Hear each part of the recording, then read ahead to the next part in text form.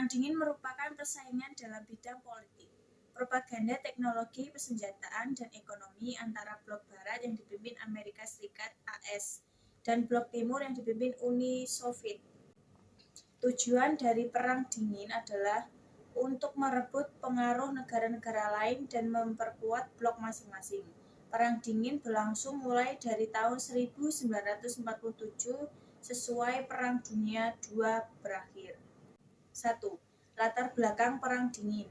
A. Munculnya Amerika Serikat sebagai negara pemenang perang di pihak sekutu Inggris, Prancis, dan Amerika Serikat. B. Munculnya Rusia, Uni Soviet, sebagai negara besar dan berperan membebaskan Eropa bagian timur dari tangan Jerman dan membangun perekonomian negara-negara di Eropa Timur. C. Munculnya negara-negara yang baru merdeka setelah Perang Dunia II di luar wilayah Eropa. Dampaknya muncul dua kelompok negara di dunia, yaitu negara-negara maju dengan negara-negara berkembang yang memberikan pengaruh bagi perkembangan politik dan ekonomi dunia. 2. Faktor-faktor utama penyebab Perang Dingin. A. Penyebaran ideologi. Amerika Serikat dan Uni Soviet sebagai pemenang Perang Dunia II memiliki paham atau ideologi yang berbeda. Amerika Serikat memiliki ideologi liberal kapitalis, sedangkan Uni Soviet berideologi sosialis komunis. B. Keinginan untuk berkuasa. Amerika Serikat dan Uni Soviet mempunyai keinginan untuk menjadi penguasa di dunia dengan cara yang baru.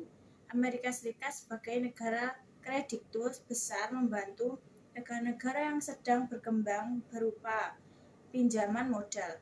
Uni Soviet yang mulai kuat ekonominya juga tidak mau kalah membantu perjuangan nasional berupa bantuan senjata atau tenaga ahli. C. Berdirinya Pakta Pertahanan guna mengatasi berbagai perbedaan yang ada dan kepentingan untuk dapat berkuasa. Negara-negara Eropa Barat dan Amerika Serikat mendirikan Pakta Pertahanan yang dikenal dengan nama NATO, North Atlantic Treaty Organization, atau Organisasi Pertahanan Atlantik Utara. Sementara untuk mengimbangi kekuatan NATO, pada tahun 1955 Uni Soviet mendirikan Pakta Pertahanan, yaitu Pakta Warsawa. Anggota Pakta Warsawa yaitu Uni Soviet, Albania, Bulgaria, Czechoslovakia, Jerman Timur, Hungaria, Polandia, dan Rumania. A few moments later. Dampak positif dari Perang Dingin. Dampak positif di bidang militer. Dalam bidang militer, Perang Dingin menyebabkan perlombaan senjata antara negara dan negara. Berbagai negara berusaha mengembangkan senjata nuklir dan teknologi militer canggih lainnya untuk menunjukkan kekuatan dan memperkuat posisi strategis mereka. Kedua, dampak positif di bidang sosial budaya. Munculnya HAM menjadi dampak positif dari Perang Dingin yang membuat rakyat percaya bahwa masing-masing orang berhak mendapatkan hak asasi yang dibentuk dalam perundang-undangan untuk menjamin keselamatan dan kebebasan individu. Dampak positif luar angkasa. Kedua negara yang bersengketa saling berlomba menunjukkan kepada dunia bahwa merekalah yang paling baik, karena untuk meningkatkan gengsi mereka sama-sama berlomba untuk meluncurkan roket ke luar angkasa. Hasilnya kita semua menjadi tahu bahwa sebenarnya kita ada pada tata surya apa. Kemudian bagaimana bentuknya terlepas dari siapa yang pertama kali mengabarkan berita ini, tetapi dengan adanya Perang Dingin ini secara tidak langsung juga berdampak pada perkembangan ilmu pendidikan ke ruang angkasaan kita. Dampak positif di bidang ekonomi. Perang Dingin berdampak signifikan pada perekonomian global. Kedua balok kekuatan saling berusaha untuk mendapatkan pengaruh politik dan ekonomi di negara-negara yang belum bergabung dengan salah satu kubu. Dalam usaha ini, mereka memberikan bantuan finansial dan investasi dalam skala besar pada negara-negara yang mendudukan ideologi mereka. Hal ini menciptakan ketergantungan ekonomi dan mempengaruhi kebijakan ekonomi negara-negara penerima bantuan. Dampak positif di bidang teknologi. Pada masa Perang Dingin, sains dan teknologi yang berpaut dengan kegiatan militer mendapat sorotan yang lebih dari pemerintah.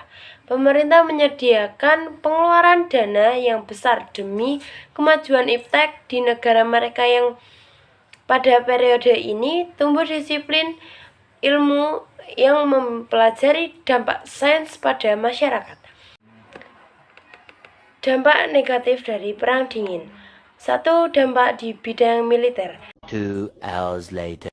Dalam bidang militer, Perang Dingin menyebabkan perlombaan senjata antara Amerika Serikat dan Uni Soviet.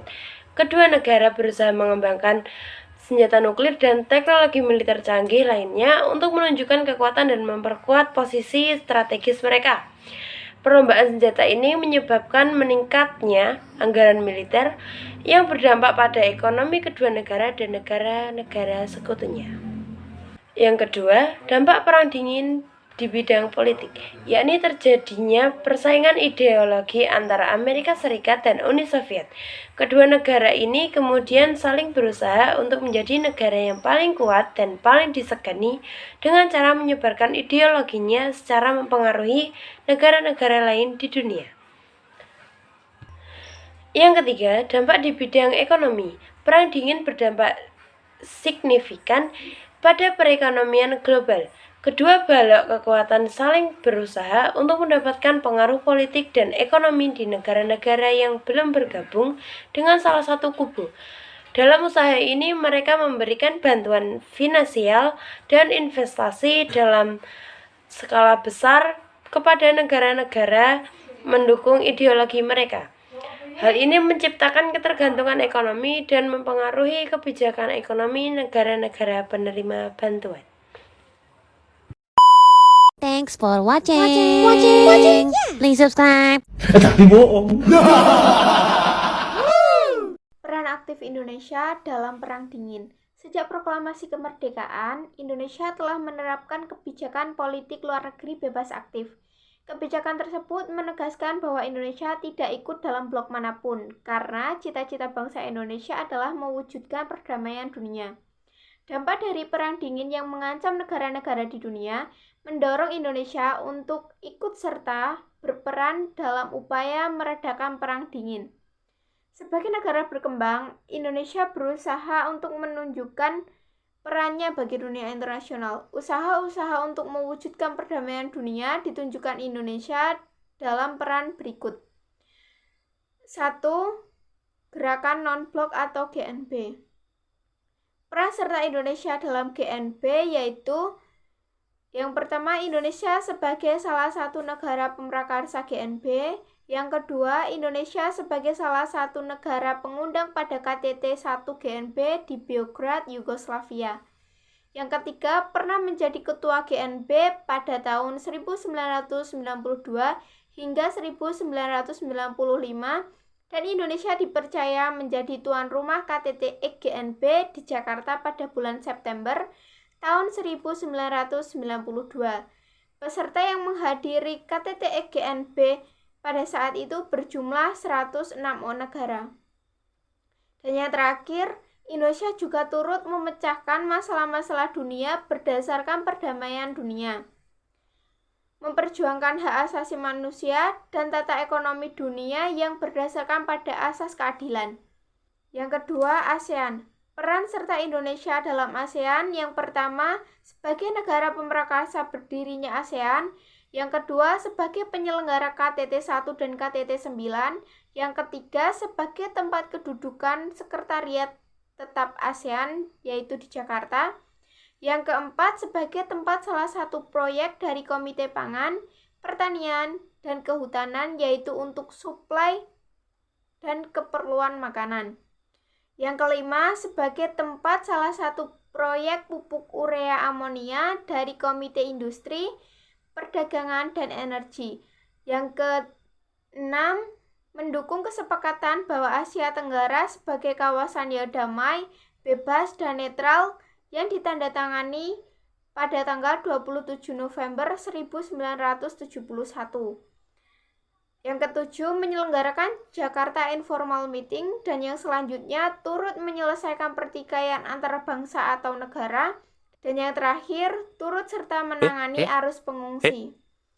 Yang ketiga, kerjasama negara-negara kawasan utara dan selatan. Peran Indonesia dalam kerjasama negara-negara kawasan utara selatan ditunjukkan dengan cara menghidupkan kembali dialog kawasan utara selatan berdasarkan rasa saling ketergantungan yang setara, kesamaan kepentingan dan manfaat, serta tanggung jawab bersama.